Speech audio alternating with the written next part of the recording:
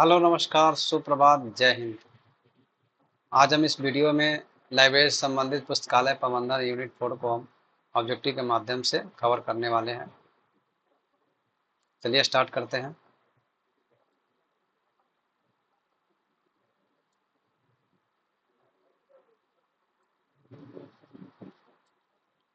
वैज्ञानिक प्रबंधन का जनक, वैज्ञानिक प्रबंधन यानी साइंटिफिक मैनेजमेंट का फादर किसको बोला जाता है? तो फ्रेडरिक टेलर को बोला जाता है। वैज्ञानिक प्रबंधन स्कूल का जनक किसको बोला जाता है? तो F.W. टेलर। आपको ध्यान रखना है, एक वैज्ञानिक प्रबंधन स्कूल का जनक किसको आता है? तो F.W. टेलर। और आपका वैज्ञानिक प्रबंधन का जनक भी किसको आता है? तो फ्रेडरिक टेलर। नेक्स्ट क्वेश्चन है, नौकरशाही संगठन प्रबंधन विद्यालयों का समर्थक है। नौकरशाही जो है आपका bureaucratic organisation school of management, यानी नौकरशाही संगठन प्रबंधन विद्यालयों का समर्थक कौन है? तो मैक्स वेबर। कौन है? Max weber. Scientific management A history and criticism पुस्तक के लेखक कौन है? कौन सा? Scientific management A history and criticism पुस्तक के लेखक कौन है? तो H.B. ध्रुव। यह है आपका लेखक है। नेक्स्ट है, पुस्तकालय प्रबंधन के साथ पुस्तकालय प्रबंधन के साथ प्रबंधन के वैज्ञानिक सिद्धांतों का वर्गीकरण किसने किया? पुस्तकालय प्रबंधन के साथ वैज्ञानिक सिद्धांतों का वर्णन किसके द्वारा किया गया है? तो ई जे इवेंट्स के द्वारा किया गया है। मैनेजमेंट थ्योरी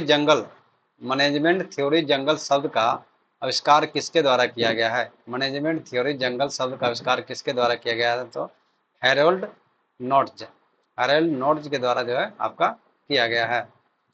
वैज्ञानिक प्रबंधन का दर्शन किसके द्वारा प्रस्तुत किया गया है? वैज्ञानिक प्रबंधन का दर्शन जो है किसके द्वारा प्रस्तुत किया गया है? तो विंस्लो टेलर, यानी F.W. टेलर, ये भी है वही। ठीक है, तो आपको वैज्ञानिक प्रबंधन का दर्शन किसके द्वारा प्रस्तुत किया गया है? तो विंस्लो यानी F.W. टेलर के द्वारा प्रस्तुत किया गया है। नेक्स्ट क्वेश्चन है, प्रबंधन सिद्धांत यानी अंगूठे के नियम को विज्ञान के साथ बदले। प्रबंधन सिद्धांत अंगूठे के नियम को विज्ञान के साथ बदले किसने प्रतिपादित किया है? तो इसको भी प्रतिपादित किया किसने? आपको F.W. टेलर के द्वारा प्रतिपादित किया गया है। इसमें से असंगत बनाना है, क्या असंगत बताएं। तो F.W. टेलर, इल्टन मेयो और अब्राहम मैस्लो, ये क्या है? आपका पुस्तकालय मैनेजमेंट से संबंधित है। और आपका जो डी में है ये पुस्तकालय मैनेजमेंट से संबंधित नहीं है। निम्नलिखित में से किसका उद्देश्य होता है अधिकतम उत्पादन प्राप्त करना? निम्नलिखित में से किसका उद्देश्य जो है आपका क्या करना है? तो अधिकतम उत्पादन करना है। क्या है? Personal planning, management, industrial administration और पब्लिक एडमिनिस्ट्रेशन। तो आपको मैनेजमेंट के माध्यम से क्या आता है? हम मैनेजमेंट करके मैक्सिमम प्रोडक्शन कर सकते हैं या मैक्सिमम हम आउटपुट दे सकते हैं किसी भी चीज में हम मैनेजमेंट करके। DRM स्टैंड फॉर, DRM का फुल फॉर्म क्या होता है? DRM का फुल फॉर्म क्या होता है? तो डिजिटल राइट्स मैनेजमेंट। क्या होता है? डिजिटल राइट्स मैनेजमेंट होता है DRM का फुल फॉर्म। प्रबंधन का महत्वपूर्ण पहलू है, the most important aspect of management. प्रदर्शन का महत्वपूर्ण पहलू क्या है? तो ये आपका है परफॉर्मेंस एनालिसिस करने के लिए, बजट के हिसाब से भी आपको मैनेजमेंट किया जाता है, और कॉस्ट बेनिफिट एनालिसिस भी जो है, अगर लागत लाभ विश्लेषण भी जो है आपका प्रबंधन के ये सब क्या है? महत्वपूर्ण पहलू है। तो इसका आंसर कौन सा होगा? डी हो जाएगा, यानी ऑल सभी हो जाते हैं। प्रदर्शन विश्लेषण, बजट और लागत लाभ विश्लेषण, ये सभी हैं। नेक्स्ट है ASK approach skill knowledge principle is related to. जो अप्रोच स्किल नॉलेज है प्रिंसिपल रिलेटेड किससे संबंधित है? यानी दृष्टिकोण, कौशल और ज्ञान सिद्धांत जो है किससे संबंधित है? तो ये आपका है मैनेजमेंट से संबंधित है। ऑपरेशनल प्रबंधन सिद्धांत के जनक कौन है? The father of operational management theory कौन है? तो आपको F.W. टेलर। F.W. टेलर इनका ही फ्रेडरिक विंस्लो टेलर का पूरा नाम है। ऑपरेशनल प्रबंधन सिद्धांत के जनक। मैनेजमेंट ग्रिड का निर्माण किसके द्वारा किया गया है? मैनेजमेंट ग्रिड का निर्माण जो है वह किसके द्वारा किया गया है? तो ये क्या किया गया है? ब्लैक एंड माउंटेन के द्वारा, ब्लैक एंड माउंटेन के द्वारा किया गया है। संगठन के परंपरावादी शास्त्रीय सिद्धांतों के प्रतिपादक कौन है? तो इसका आंसर आपको नहीं दिया हुआ है।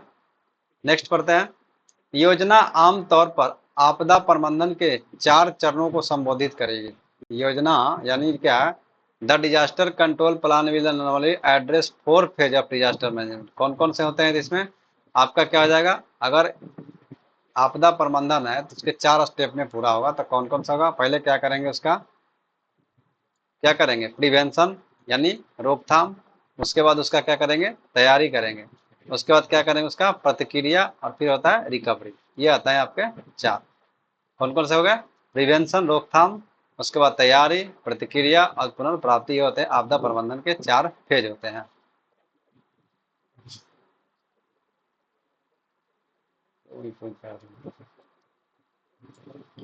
नेक्स्ट क्वेश्चन क्या है?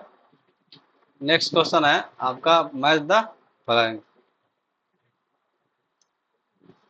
मैच द फॉलोइंग फर्स्ट का हो जाएगा 3, यानी क्या है? हेनरी फेल के द्वारा जो है आपका कौन सा थ्योरी दिया गया है? तो आपका दिया गया क्लासिकल थ्योरी। हेनरी फेल के द्वारा क्लासिकल थ्योरी दिया गया है। नेक्स्ट आपका एफ डब्ल्यू टेलर का क्या दिया गया है? तो आपको साइंटिफिक मैनेजमेंट जो है आपका एफ डब्ल्यू टेलर के द्वारा दिया गया है। नेक्स्ट आपका है अब्राहम मैस्लो के द्वारा क्या दिया गया? तो अब्राहम मैस्लो के द्वारा हायरार्की नीड्स दिया गया है। और आपका डॉगलस एमसी ग्रेगर के द्वारा किया गया है थ्योरी एक्स एंड थ्योरी दिया गया है। तो ये आपका मैचिंग हो गया। हेनरी फेल के द्वारा क्या दिया? Classical theory.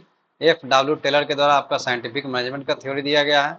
अब्राहम मैस्लो के द्वारा आपका हायरार्की नीड्स दिया गया है। और डॉगलस एमसी ग्रेगर के द्वारा आपको दिया गया थ्योरी एक्स एंड थ्योरी। नेतृत्व का पक्ष लक्ष्य सिद्धांत। नेतृत्व का आपका पथ जो है, लक्ष्य सिद्धांत जो है किसके द्वारा प्रस्तुत किया गया है? किसके द्वारा दिया गया है? तो यह दिया गया आपका रॉबर्ट हाउस के द्वारा। रॉबर्ट हाउस के द्वारा जो आपको क्या पथ लक्ष्य जो है सिद्धांत दिया गया है। नेक्स्ट है मैच ऑफ द फॉलोइंग। इसमें भी क्या करना है? आपको मैच करना है। नेक्स्ट क्वेश्चन देख लेते हैं। निम्नलिखित में से कौन अनुबंधिक प्रबंधन का जनक माना जाता है? यानी जो फादर ऑफ मॉडर्न मैनेजमेंट जो है, आधुनिक प्रबंधन का जनक किसको माना जाता है? तो हेनरी फेल को माना जाता है आधुनिक प्रबंधन का जनक। प्लोन एक क्या है? प्लोन जो है क्या है? तो प्लोन एक जो है क्या है? कंटेंट मैनेजमेंट सिस्टम है। क्या है?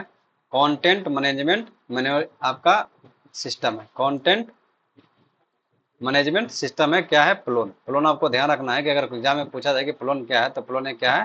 Content management system. ये आपको एग्जाम में पूछा गया, गुरुग्राम यूनिवर्सिटी 2023। ये सभी जो क्वेश्चन है आपको एग्जाम में पूछे हुए हैं। आधुनिक प्रबंधन की विशेषता क्या है? आधुनिक प्रबंधन की विशेषता क्या है? हाइपोथेटिकल। क्या है? हाइपोथेटिकल। आधुनिक प्रबंधन की विशेषता क्या है? हाइपोथेटिकल। निम्नलिखित में से कौन सा नियोजन का प्रकार नहीं है? इसमें नियोजन का कौन सा प्रकार नहीं है? तो आपका है स्ट्रेटजिक। ये है आपका प्रकार नहीं है। कौन कौन सा है? लॉन्ग रेंज है, शॉर्ट रेंज है और परफॉर्मेंस अप्रेजल है। ये आपका है क्या? नियोजन का प्रकार है। और आपका स्ट्रेटजिक जो है नियोजन का प्रकार नहीं है। प्रबंधन अन्य लोगों के प्रकाशों के माध्यम से परिणाम की प्राप्ति होता है। यह किसका कथन है? आपको ये कथन जो है आपको ध्यान रखना है। जितने भी आपके लाइब्रेरी से संबंधित वैज्ञानिक हुए हैं या लेखक जो हुए हैं और पुस्तकालय अध्यक्ष जो हुए हैं, वो अपना अपना क्या है? स्टेटमेंट दिया है। तो आपको स्टेटमेंट को ध्यान रखना है। तो इनके प्रबंधन जो है अन्य लोगों के प्रयासों से माध्यम से परिणाम की क्या है? प्राप्ति है। ये आपको बोला गया है लॉरेंस एप्ले के द्वारा जो है ये आपका स्टेटमेंट दिया गया है। स्टेटमेंट जैसे आपका एफ डब्ल्यू टेलर के द्वारा दिया गया है कि प्रबंधन यह जानने की कला है कि आप क्या चाहते हैं और जिससे क्या है सबसे अच्छा मतलब आउटपुट हो सके।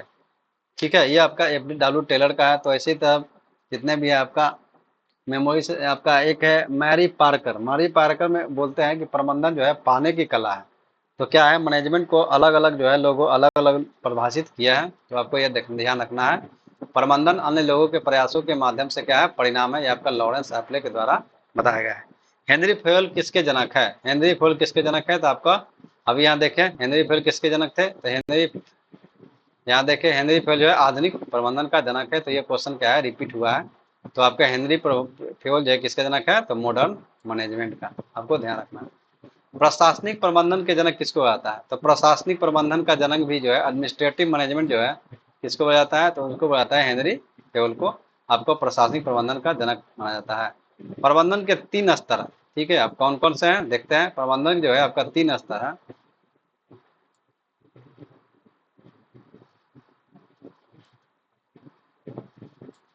एक है आपका कौन कौन सा?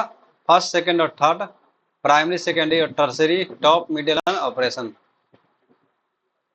To bottom. तो आपका प्रबंधन मैनेजमेंट का आपका 3 है, टॉप, मिडिल और ऑपरेशनल टू बटम। ये आपका है 3 चरण, 3 फेज होता है। नीति निर्धारण निर्णय करना या नियंत्रण करना किस स्तर के प्रबंध का उत्तरदायित्व है? नीति का निर्धारण कर नीति निर्धारण करना, निर्णय करना, नियंत्रण करना किस स्तर का प्रबंधन का उत्तरदायित्व है? तो देखिए हम इसको बता देते हैं। देखिए जो प्रबंधन के जो स्तर होते हैं, प्रबंधन के जो स्तर होते हैं वो 3 स्तर के होते हैं। अभी बता दिए, एक टॉप लेवल हो गया, मिडिल लेवल हो गया और आपको लो लेवल भी बोल सकते हैं, यानी उच्च प्रबंधन, मध्य प्रबंधन और निम्न प्रबंधन। टॉप प्रबंधन की बात करें तो टॉप प्रबंधन में क्या होता है? नीतियां बनाना, यानी कहने का मतलब है कि जो उच्च अधिकारी होंगे वो टॉप प्रबंधन में आएंगे। तो टॉप लोग, उच्च लोग क्या करते हैं? नीति को बनाते हैं, ठीक है, नीति को बनाते हैं। आपका मेन नीति का बनाना, कंट्रोलिंग करना, ये क्या होता है? आपका टॉप लेवल का काम होता है। तो मिडिल लेवल का क्या काम होगा? मिडिल लेवल का काम होता है कि उस नियम कानून को क्या करना? उस नियम कानून को लागू करवाना, ठीक है। वो किसके द्वारा? तो आपके जो नीचे कर्मचारी हैं उस पर लागू करवाना होता है आपका मिडिल लेवल का। और सबसे अगर निम्न प्रबंधन की बात की जाए तो निम्न प्रबंधन जो डेली आपका रूटीन चल रहा है उसको देख रेख करना, ये जो है यूजर का मार्गदर्शन करना, ये क्या होता है? निम्न प्रबंधन के अंतर्गत फेज में आता है। तो आपको समझ में आ गया होगा। उच्च प्रबंधन, टॉप प्रबंधन में क्या होता है? नीति बनाते हैं, यानी उच्च पदाधिकारी होते हैं, ठीक है। वो आपके क्या करते हैं? इसके लक्ष्य को निर्धारण करते हैं, राजनीतिक निर्णय लेते हैं, यह उच्च प्रबंधन का काम है। मिडिल प्रबंधन, यानी मिडिल प्रबंधन का काम होता है कि उच्च प्रबंधन की नीतियों को लागू करवाना और निम्न कर्मचारी है उसको क्या करना? देखना। और आपका निम्न प्रबंधन का काम होता है, क्या होता है? निम्न प्रबंधन का काम है कि आपका डेली जो रूटीन चल रहा है उसको क्या करना? उसका देख रेख करना और यूजर को मार्गदर्शन करना होता है। ये आपका निम्न लेवल का होता है, यानी ऑपरेशनल इसको बोल सकते हैं, ठीक है। तो आपको समझ में आ गया होगा कि नीति का निर्धारण कौन करेगा? तो आपको टॉप के द्वारा नीति का निर्धारण किया जाता है, आपको ध्यान में आ गया। शीर्ष स्तर के प्रबंधन के द्वारा सामान्यतः किस प्रकार के? देखिए ये भी क्या है? टॉप लेवल का है। ये क्या है? टॉप लेवल का है। तो टॉप लेवल में क्या किया जाता है आपका? देखिए किस प्रकार के निर्णय जाते हैं? तो नन और प्रोग्राम, नन एंड प्रोग्राम, यानी दोनों प्रकार के निर्णय जो है आपका टॉप लेवल के स्तर के द्वारा लिया जाता है। नीतियों के निष्पादन के लिए प्रबंधन का कौन सा स्तर है? देखिए नीतियों का निष्पादन, यानी नीतियों को करवाने के लिए कौन सा होता है? मिडिल का।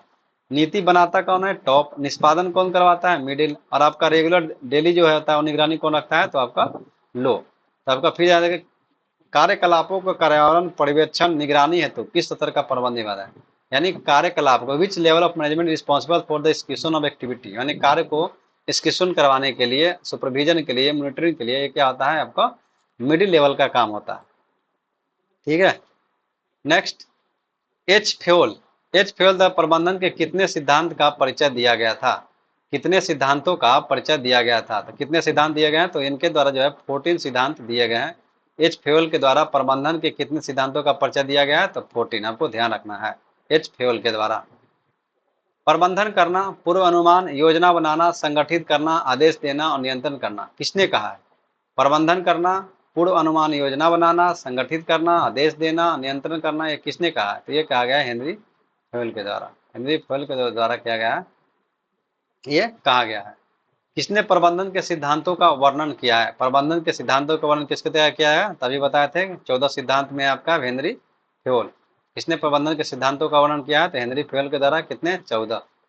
आदेश देने का अधिकार और आज्ञाकारिता सटीक करने के शक्ति के रूप में जाना जाता है। आदेश देने का अधिकार, आज्ञाकारिता सटीक शक्ति के रूप में जाना जाता है। देखते हैं ऑप्शन क्या क्या है। तो इसमें क्या है आपका? पावर, ऑथोरिटी, अकाउंटेबिलिटी और रिस्पॉन्सिबिलिटी। ये होता है ऑथोरिटी। नेक्स्ट होता है किसी व्यक्ति के निर्णयों को प्रभावित करने की क्षमता क्या होता है? किसी व्यक्ति की निर्णय को प्रभावित करने की क्षमता को क्या बोलते हैं? Power. Power is a individual capacity और इन्फ्लुएंस द डिसीजन। जो पावर क्या करता है? किसी भी आपका निर्णय को प्रभावित करने की क्षमता होता है किसके पास? पावर। एस्पिरिट डी कॉर्पस का मतलब क्या है? एस्पिरिट डी कॉर्पस का प्रबंधन में इसका मतलब क्या होता है? इसका मतलब होता है टीम वर्क। आपको ध्यान रखना है, प्रबंधन में एस्पिरिट डी कॉर्पस, ये जो है इसका मतलब होता है टीम वर्क। नेक्स्ट क्वेश्चन अब इसी से संबंधित है। एस्पिरिट डी कॉर्पस पर जोर दिया गया है, तो किसके लिए जोर गया है? तो आपको team work on efficient communication, effective communication के लिए आपको क्या गया है? स्पिरिट डी कॉर्पस आपको पर जोर दिया गया है। इससे किससे संबंधित है? तो आपका टीम वर्क से संबंधित है, team work and effective communication. ठीक है, यहाँ देखिए टीम वर्क ओनली नहीं है, इसमें क्या क्या है? टीम वर्क के साथ साथ इफेक्टिव कम्युनिकेशन पर भी जोर दिया गया है। पुस्तकालय के ऊपर से नीचे तक सभी पदों की श्रृंखला कहलाती है। पुस्तकालय में ऊपर से नीचे तक सभी पदों की श्रृंखला क्या कहलाती है? तो ये कहलाती है आपका इक्विटी। इक्विटी कहलाती है नहीं, ये आपका है अथॉरिटी एंड रिस्पॉन्सिबिलिटी। ये क्या कहता है? अथॉरिटी एंड रिस्पॉन्सिबिलिटी कहलाता है। पुस्तकालय के ऊपर से नीचे तक सभी पदों की श्रृंखला क्या कहलाती है? तो अथॉरिटी एंड रिस्पॉन्सिबिलिटी। शब्द अधिश श्रृंखला इनमें से किससे जुड़ा हुआ है? शब्द जो है अधिक श्रृंखला, स्केलर सीरीज। स्केलर सीरीज जो है कि किससे जुड़ा हुआ है? तो ये आपका जुड़ा हुआ है गैंग प्लान। गैंग प्लान से ये जुड़ा हुआ कौन सा? अधिश श्रृंखला यानी स्केलर सीरीज। पुस्तकालय स्टाफ की स्केलर श्रृंखला का अर्थ क्या होता है? ये line from top to button.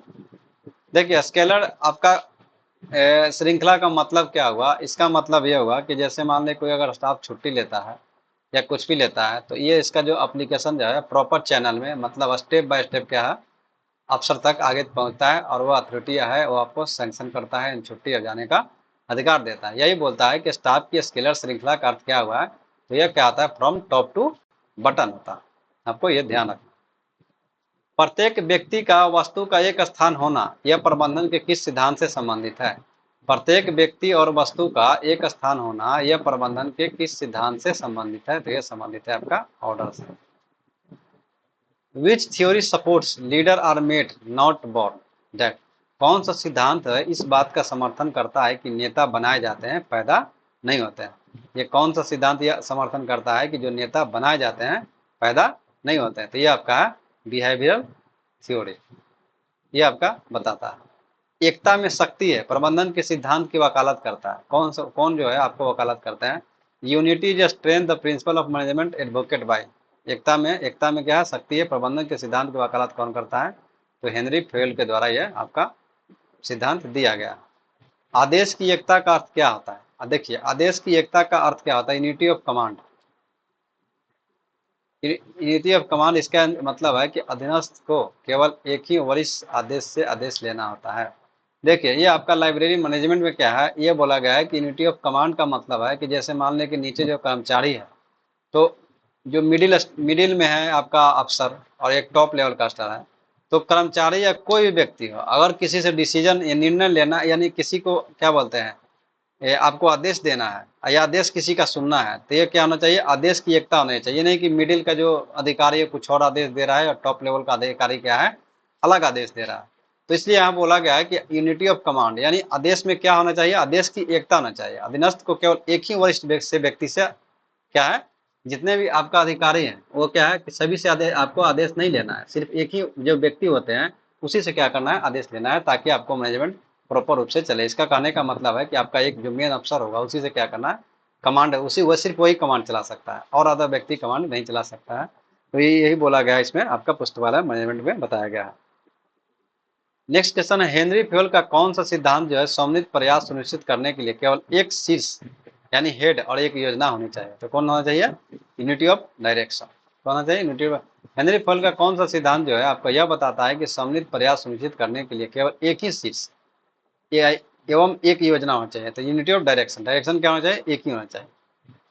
नियंत्रण का दायरा और निम्नलिखित में से किससे संबंधित है? नियंत्रण का दायरा यानी आपका which of the span of control is associated with the which of the following. नियंत्रण का दायरा निम्नलिखित किससे संबंधित है? तो यह संबंधित है आपका मैनेजमेंट प्रिंसिपल से। नियंत्रण का दायरा जो है मैनेजमेंट प्रिंसिपल से संबंधित है। पुस्तकालय प्रबंधन के संदर्भ में स्केलर श्रृंखला से संबंधित है। स्केलर श्रृंखला से क्या संबंधित है? तो स्केलर श्रृंखला से आपका प्राधिकरण संरचना, अथॉरिटी स्ट्रक्चर।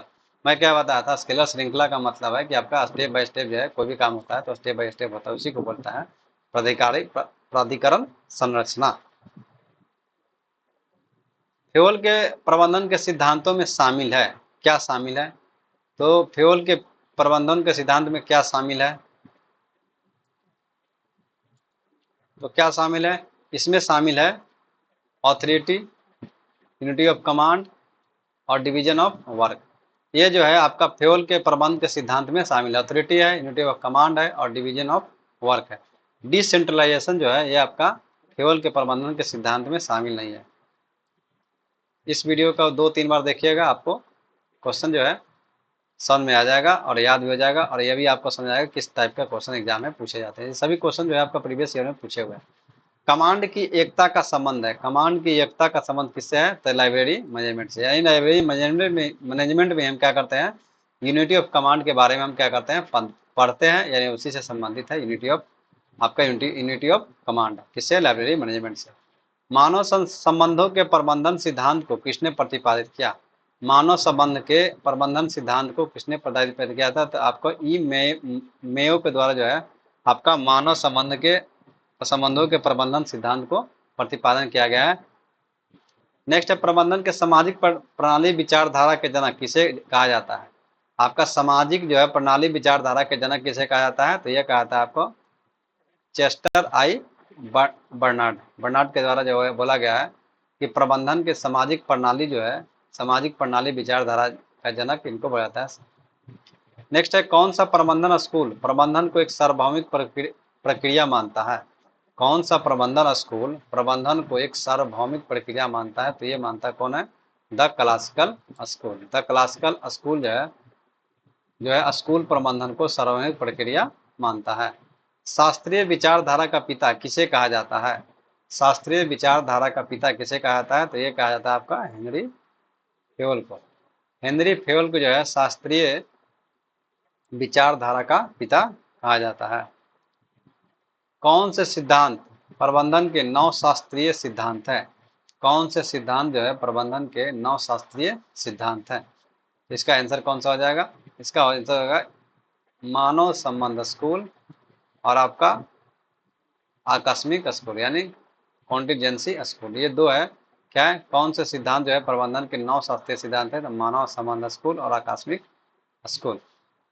निम्नलिखित में से जो है, निम्न में से कौन सा प्रबंध जो मानवीय विचारधारा से विचारधारा नहीं रखता है?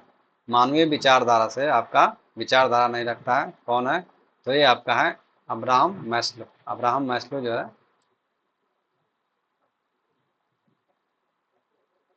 नेक्स्ट जो है, हेनरी फ्योल किस विचारधारा से संबंधित है? हेनरी फ्योल जो है आपका क्लासिकल विचारधारा से संबंधित है। हेनरी फ्योल किससे संबंधित है? क्लासिकल विचारधारा से संबंधित है। निम्नलिखित में से कौन सा प्रबंधन स्कूल विचार आधुनिक प्रबंधन सिद्धांत से संबंधित है? निम्नलिखित में से कौन सा जो प्रबंधन है स्कूल विचार आधुनिक प्रबंधन सिद्धांत से संबंधित है? ये संबंधित है आपका सिस्टम स्कूल और आपका हो जाएगा कॉन्टिजेंसी स्कूल। ये दो बताए थे आपका जो है स्कूल प्रबंधन से संबंधित है। आपको पीछे भी क्वेश्चन देखिए, ये होता है पोस्ट कॉर्ब। पोस्ट कॉर्ब इसके बारे में पहले बता देते हैं, तभी क्वेश्चन को हम क्या करेंगे? अध्ययन करेंगे। देखिए इसमें क्या है, पोस्ट कॉर्ब क्या होता है इसके बारे में जानकारी लेते हैं। तो आपके प्रबंधन के कार्य में जो हेनरी फ्योल जो होता है उनके द्वारा 5 कार्य बताए गए थे। उसमें से आपका प्लानिंग था, पी से प्लानिंग होगा, ए ओ से ऑर्गेनाइजिंग हो जाएगा, और एस से क्या होता है ये आपका छोड़ देते हैं, डी से क्या होता है आपका डायरेक्टिंग होता है, और सी से कोऑर्डिनेशन होता है, और सी से एक होता है कंट्रोलिंग। ठीक है, तो आपका हेनरी फ्योल के जो दिया गया है, हेनरी फ्योल के द्वारा दिया गया है,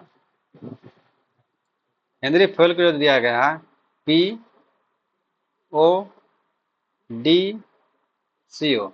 ठीक है, ये जो दिया गया है किसके द्वारा? हेनरी फ्योल के द्वारा दिया गया है। तो पी से हो जाएगा प्लानिंग, 5 इनके कार्य बताए गए हैं, प्लानिंग, ऑर्गेनाइजिंग, डायरेक्टिंग, कोऑर्डिनेशन और आपका कंट्रोलिंग। क्या?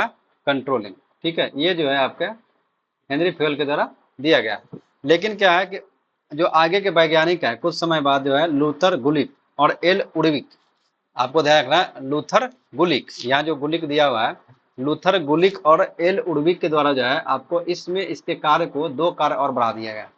2 कार्य में आपका टोटल कर दिए 7, पहले दिया गया था 5, अब कर दिए 7। तो देख लेते हैं, पी से क्या हो गया, पी से हो गया आपका प्लानिंग, पी से क्या हो गया आपका प्लानिंग, ओ से होगा आपका ऑर्गेनाइजिंग, और आपका एस से हो गया स्टाफिंग। आपको ध्यान रखना है एस से क्या हो जाएगा स्टाफिंग, डी से हो जाएगा डायरेक्टिंग, और आपका सी से क्या हो जाएगा कोऑर्डिनेटिंग। यहाँ कंट्रोलिंग इसमें बाहर कर दिया गया है। सी ओ से हो गया आपका कोऑर्डिनेटिंग, और आर से आपका रिपोर्टिंग, और बी से हो गया आपका बजटिंग। आपको यह देखना है, फिर से बताता हूँ, पी से प्लानिंग, ओ से ऑर्गेनाइजिंग, आपका एस से हो गया इसमें स्टाफिंग, डी से डायरेक्टिंग, सी ओ से होता है कोऑर्डिनेटिंग, आर से रिपोर्ट, और बी से रिपोर्टिंग और बजटिंग। ये आपको साथ दिया गया है लूथर गुलिक के द्वारा।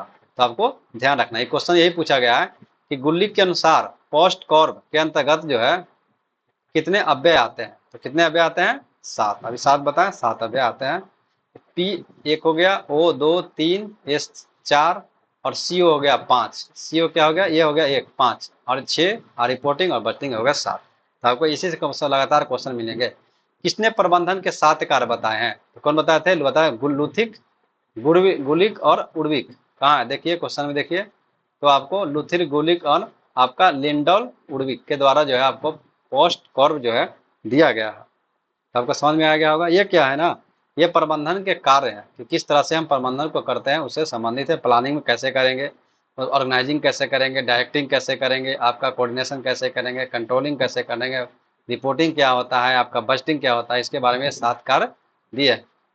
प्रतिरूप पोस्ट कॉर्व को किसके द्वारा विकसित किया गया है, तो आपको बताए थे किसके द्वारा किया गया, लूथर, गुलिक और लिंडल उर्विक के द्वारा आपको क्या किया है, विकसित किया गया है। पोस्ट कर्व का परिवर्णी शब्द किसने दिया है, परिवर्णी शब्द किसके द्वारा गया, तो लूथर गुलिक के द्वारा दिया गया। आपको पोस्ट कर्व से संबंधित है लूथर गुलिक और आपका लिंडल उर्विक। आपको ध्यान रखना, पोस्ट कर्व जो आवाज संक्षिप्त जो नाम पोस्ट कर्व किसके द्वारा गढ़ा गया, तो लूथर गुलिक गुलिक के द्वारा आपको ये शब्द जो है गढ़ा गया। नेक्स्ट क्वेश्चन है आपका, लूथर गुलिक ने यह शब्द गढ़ा है, कौन सा, आपको देखना, post curve, P O S D और सी ओ आर बी, ये जो शब्द है किसके द्वारा गढ़ा गया, लूथर गुलिक के द्वारा गढ़ा। पोस्ट कर्व में पी का मतलब क्या होता है, क्या बताए थे, पी का मतलब होता है प्लानिंग, एस का मतलब क्या होता है स्टाफिंग, क्या बताए थे, एस का मतलब क्या बताए थे स्टाफिंग। उसके बाद सीओ, सीओ का मतलब बताते थे कोऑर्डिनेटिंग, क्या बताए थे कोऑर्डिनेटिंग। और पोस्ट कर्व किससे संबंधित है, ये आपके पुस्तकालय के किससे संबंधित है, तो पुस्तकालय मैनेजमेंट से संबंधित है, क्योंकि हम इस चैप्टर को पढ़ रहे हैं पुस्तकालय लाइब्रेरी मैनेजमेंट पढ़ रहे हैं, तो आपको लाइब्रेरी मैनेजमेंट से क्या है संबंधित है। गतिशील, गतिविधि विश्लेषण प्रक्रिया निर्णय विश्लेषण प्रक्रिया संबंध विश्लेषण प्रक्रिया के साथ जुड़ा हुआ है। गतिविधि विश्लेषण प्रक्रिया निर्णय विश्लेषण प्रक्रिया संबंध विश्लेषण प्रक्रिया से जुड़ा हुआ है। ये कौन सा है, ऑर्गेनाइजिंग। ऑर्गेनाइजिंग किसकी बात में बोला गया है कि आपको प्रक्रिया निर्णय, देखिए इसमें थोड़ा थोड़ा हम क्या करते हैं ओवरव्यू देते हैं। देखिए आपको प्लानिंग में क्या क्या होता है, प्लानिंग करने का मतलब है कि कौन चीज क्या करना है, कैसे करना है, कब करना है और कौन करेगा, ये सब जो है आपको प्लानिंग के अंतर्गत आता है।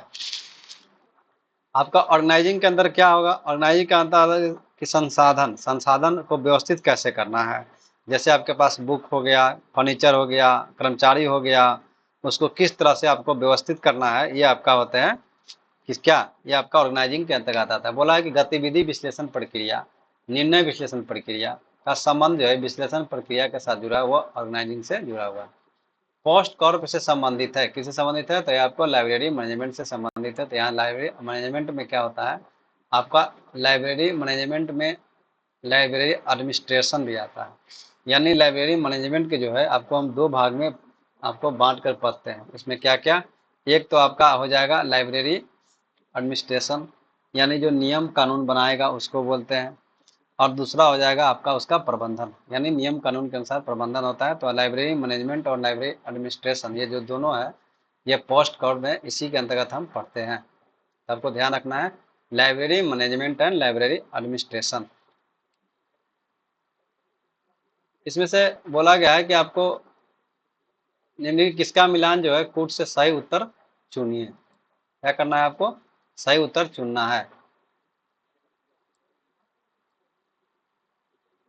इसका आंसर आ जाएगा सी, यानी फर्स्ट का 3, चलिए नेक्स्ट देख लेते हैं क्वेश्चन। पोस्ट कर्व सूत्र किसके लिए टकसाल है?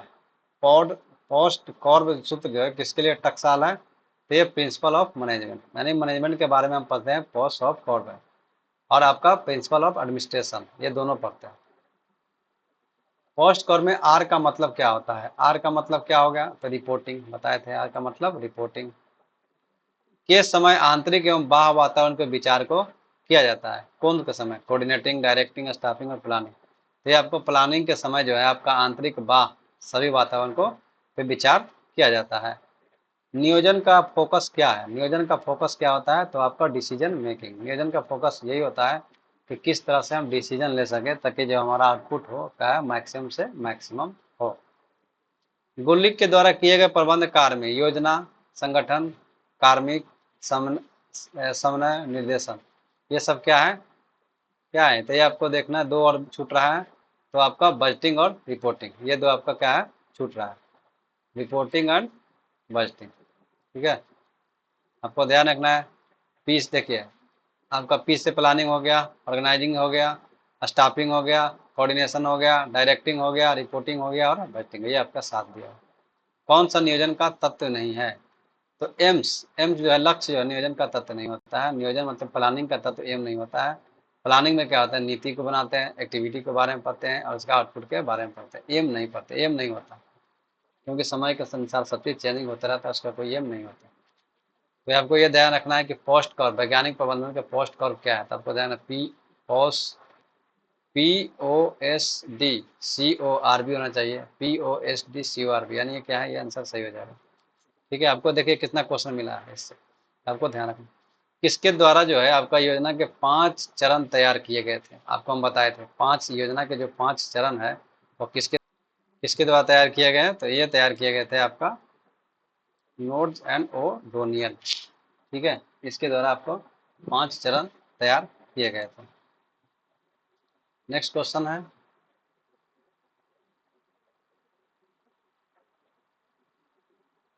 नेक्स्ट क्वेश्चन है कि निम्नलिखित में से एक डिजिटल मीडिया के लिए कॉपीराइट सुरक्षा का व्यवस्थित दृष्टिकोण क्या है? व्यवस्थित, आपका व्यवस्थित जो है दृष्टिकोण क्या है? कॉपीराइट सुरक्षा यानी क्या होता है? किसी चीज का हम कोई भी अगर लेखक जो है कोई पुस्तक लिखा है तो उसका कॉपीराइट ना हो, इसके लिए हम क्या है, एक व्यवस्थित दृष्टिकोण है, उसका कौन सा है? तो डिजिटल राइट मैनेजमेंट, ये आपका है कि कॉपीराइट से आपको सुरक्षा देता है कौन? Digital rights management. Next question है, नॉलेज वर्कर शब्द किसके द्वारा गढ़ा गया है? नॉलेज वर्कर शब्द है आपका पीटर ड्रकर के द्वारा आपको गढ़ा गया है। कौन सा? नॉलेज वर्कर शब्द जो है आपका नॉलेज वर्कर, नॉलेज वर्कर शब्द जो है किसके द्वारा गढ़ा गया है? तो ये आपका गढ़ा गया है पीटर ड्रकर के द्वारा। निम्नलिखित में आपको मिलान करना है। ठीक है, मिलान करना है। तो आपका फर्स्ट क्या हो जाएगा? बी का होगा, बी पहले ए का देख लेते हैं। तो ए का हो जाएगा आपका 2, यानी आपका साइंटिफिक मैनेजमेंट स्कूल। साइंटिफिक, ये तो आपको बताएं FD टेलर के द्वारा साइंटिफिक मैनेजमेंट दिया गया है। नेक्स्ट है आपका, नेक्स्ट है बी का है 1, बी का क्या है? 1, यानी मैक्स वेबर। मैक्स वेबर जो है आपका ब्यूरोक्रेटिक स्कूल का जनक माना जाता है। कौन?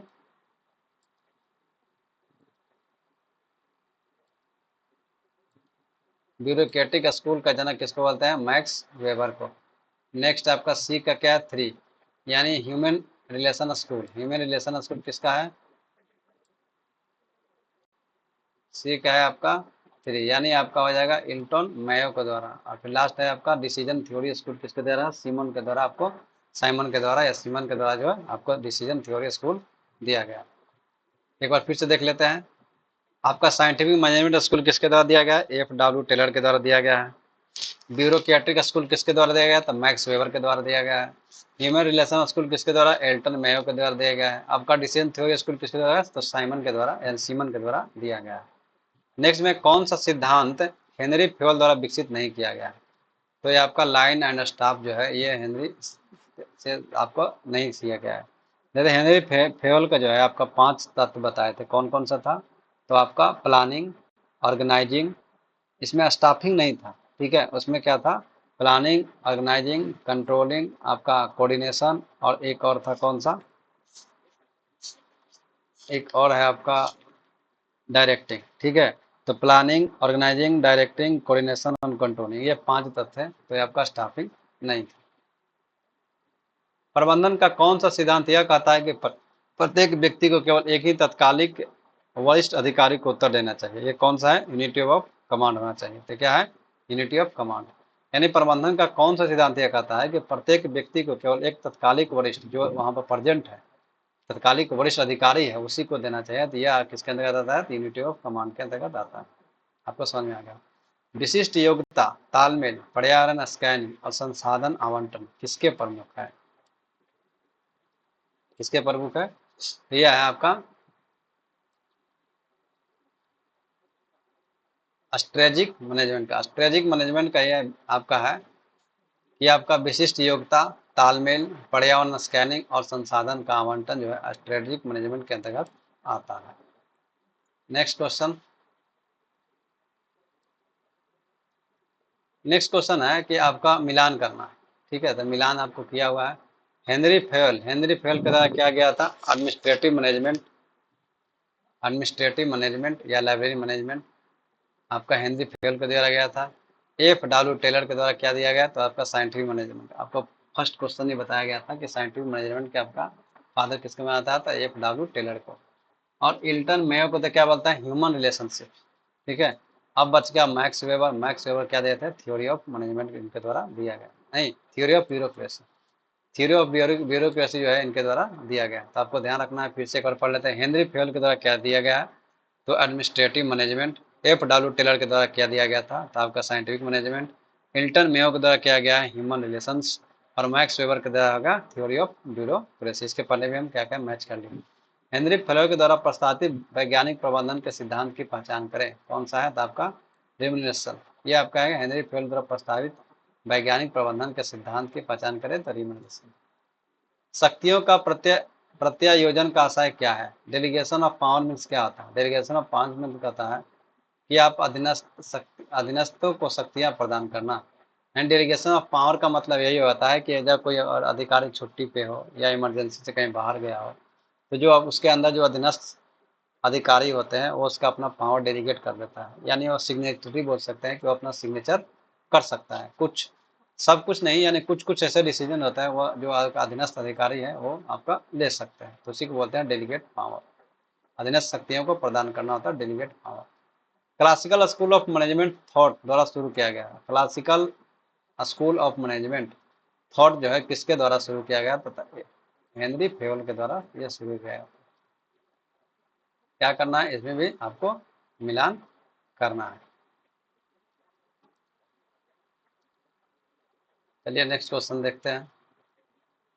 डिजिटल अधिकार प्रबंधन डीआरएम के संबंध में निम्नलिखित में से कौन सा डीआरएम की सूचना संरक्षण का भाग नहीं है? डीआरएम का पहले फुल फॉर्म क्या आता है? इसके पहले क्वेश्चन में आ चुका है। तो डिजिटल राइट्स मैनेजमेंट। डीआरएम का फुल फॉर्म होता है डिजिटल राइट मैनेजमेंट। अब इसमें बोलता है कि डीआरएम के संबंध में कौन सा जो डीआरएम की सूचना संरचना का भाग नहीं है? सूचना संरचना का भाग नहीं है क्या है? प्रविष्टियों की पहचान करना और उनका वर्णन करना, यानी आइडेंटिफाइंग और डिस्क्राइबिंग द एंटिटी। इसका भाग क्या क्या है? तो प्रविष्टियों को मॉडलिंग करना, मॉडलिंग ऑफ एंटिटीज, कानूनी पहलुओं को लागू करना, इम्प्लीमेंटेशन लीगल एस्पेक्ट्स और सही कथन व्यक्त करना, एक्सप्रेसिंग द राइट्स स्टेटमेंट। ये आपका 3 क्या है? इसके भाग है। और आपका एक जो है पहचान करना, उसका वर्णन करना, डिस्क्राइबिंग करना, ये क्या होता है? डीआरएम का भाग नहीं होता है। डीआरएम का पूर्ण होता है डिजिटल राइट्स मैनेजमेंट। नेक्स्ट क्या है? निम्नलिखित में कौन सा प्रबंधन का जो है, कौन सा प्रबंधन का सिद्धांत एक प्रबंधक कितने अधीनस्थों को प्रभावित ढंग से प्रबंधित कर सकता है से संबंधित है? ये क्या होता है? तो ये आपका स्पैन ऑफ कंट्रोल, नियंत्रण एवं विस्तार। ठीक है। निम्नलिखित कौन सा प्रबंधन का सिद्धांत है जो एक प्रबंधन जो अधीनस्थ को प्रभावित ढंग से प्रबंधित करने का? इसमें क्या है कि स्पैन ऑफ कंट्रोल का पावर क्या करना, अपने एक्सपैंड करना, वही होता है आपका अधीनस्थ को पावर देना। कौन सा पुस्तकालय प्रबंधन हेतु पेशेवर परामर्श की त्रिमूर्ति का भाग नहीं है? त्रिमूर्ति का भाग कौन सा नहीं है? तो आपका पुस्तकालय उपयोगकर्ता जो है आपका त्रिमूर्ति का भाग नहीं है। आप त्रिमूर्ति में क्या क्या आते हैं उसको पढ़ेंगे आगे। कौन सा पुस्तकालय प्रबंधन हेतु पेशेवर परामर्श की त्रिमूर्ति का भाग नहीं है? तो यह है आपका पुस्तकालय उपयोगकर्ता। तो कौन कौन सा भाग है? ये है आपका कंसल्टेंसी प्रोवाइडर, कंसल्टेंसी सीकर और आपका प्रॉब्लम या नीड्स, समस्या और आवश्यकता, यह इसका भाग है। परामर्श प्रदाता कंसल्टेंसी प्रोवाइडर और सीकर, परामर्श चाहने वाला। ये आपका क्या है, प्रबंधन हेतु प्रवेशर परामर्श की त्रिमूर्ति का भाग है। आपका इवांस के अनुसार निम्नलिखित प्रबंधन के ऐतिहासिक विकास का मिलान करना है। यह विकास का मिलान करना, ठीक है, कौन कौन से कब हुआ है उसका मिलान करना है। इसका देख लेते हैं कौन सा आंसर है। पूर्व वैज्ञानिक काल, पूर्व वैज्ञानिक काल मतलब प्री साइंटिफिक पीरियड। ये जो है आपका प्री 1880 को बोलते हैं प्री साइंटिफिक पीरियड। ठीक, नेक्स्ट है आपका वैज्ञानिक प्रबंधन काल यानी साइंटिफिक मैनेजमेंट पीरियड। कब से है, 1880 से 1927 तक हम बोलते हैं इसको वैज्ञानिक प्रबंधन काल।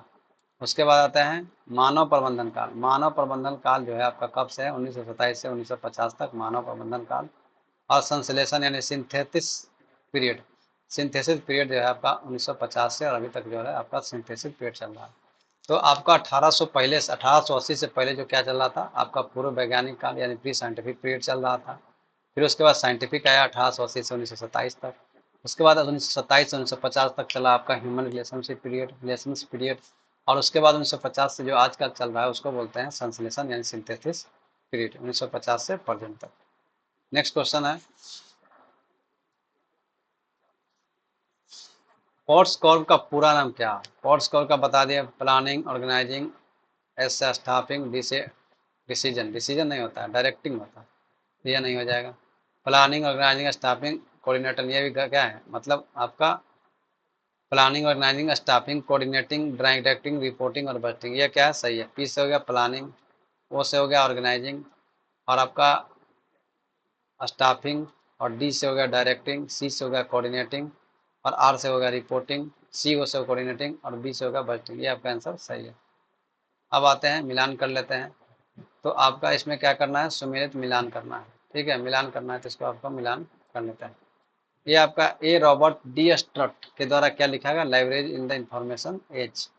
उसके बाद डेनिस के फूरियर के द्वारा क्या लिखा गया, तो library in the information age. Richard Robin, Richard Robin के द्वारा क्या लिखा गया, रिचर्ड रॉबिन के द्वारा लिखा गया आपका फाउंडेशन ऑफ लाइब्रेरी साइंस। उसके बाद नेक्स्ट है आपका पिग्गी जॉनसन, पिग्गी जॉनसन के द्वारा, पिग्गी जॉनसन के द्वारा foundation fundamentals collection and developments and management. ये जो है आपका दिया गया। ये क्वेश्चन आपको सेंटर मैनेजमेंट में पूछा है।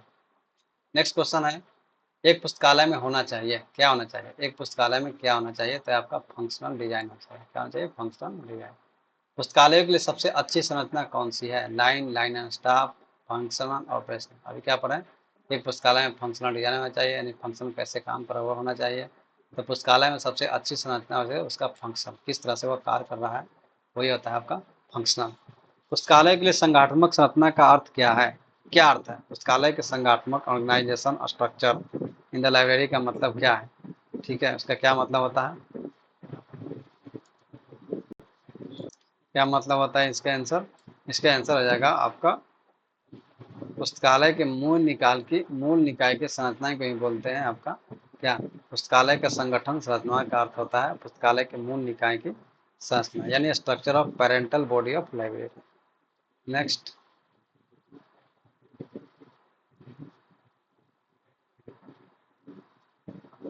नेक्स्ट क्वेश्चन है क्या विभिन्न प्रकार के संगठनात्मक चार्ट विभिन्न प्रकार के पुस्तकालयों के लिए है क्या है?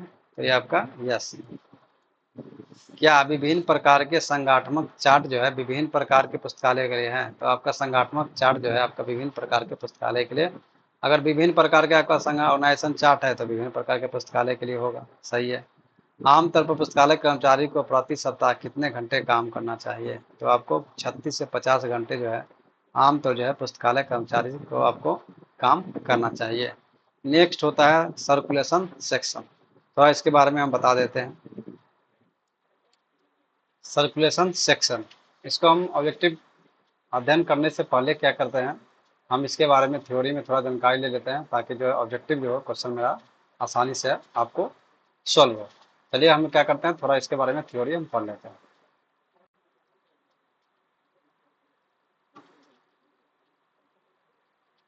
देखिए सर्कुलेशन सेक्शन क्या होता है, सर्कुलेशन सेक्शन क्या होता है, तो सर्कुलेशन सेक्शन में होता है, इसमें आदान और प्रदान प्रणाली इसको बोलते हैं सर्कुलेशन सेक्शन। इसमें क्या है, देख पढ़ लेते हैं। पुस्तकालय में आदान प्रदान प्रक्रिया को व्यवस्थित करने के लिए विभिन्न प्रणालियों का उपयोग किया जाता है। विभिन्न प्रणालियों को क्या किया जाता है, उपयोग किया जाता है। जैसे मैनुअल, अर्ध स्वचालित या पूरी तरह से स्वचालित, या नीचे प्रमुख प्रणालियों का विवरण दिया गया है। जैसे क्या है कि आपको आदान प्रदान करना है, यानी किसी से हमको बुक लेना है, देना है, इस सब के बारे में हम क्या करते हैं, सर्कुलेशन सिस्टम, यानी कैसे बुक का सर्कुलेट होगा उसके बारे में हमको इसमें बारे पढ़ना है। ये मैनुअल भी हो सकता है। मैनुअल का मतलब है कि हम हाथ से दे सकते हैं, अपने जो भी काम करना है वो क्या करेंगे, अपने हाथ से करेंगे। ठीक है। और अर्ध स्वचालित क्या होता है, ये अर्ध स्वचालित या पूरी तरह से स्वचालित। अर्ध स्वचालित मतलब मैनुअल प्लस ऑटोमेटिक, यानी कंप्यूटर का प्रयोग करके। और पूरी तरह से स्वचालित का मतलब होता है पूरी तरह से कंप्यूटराइज। ठीक है।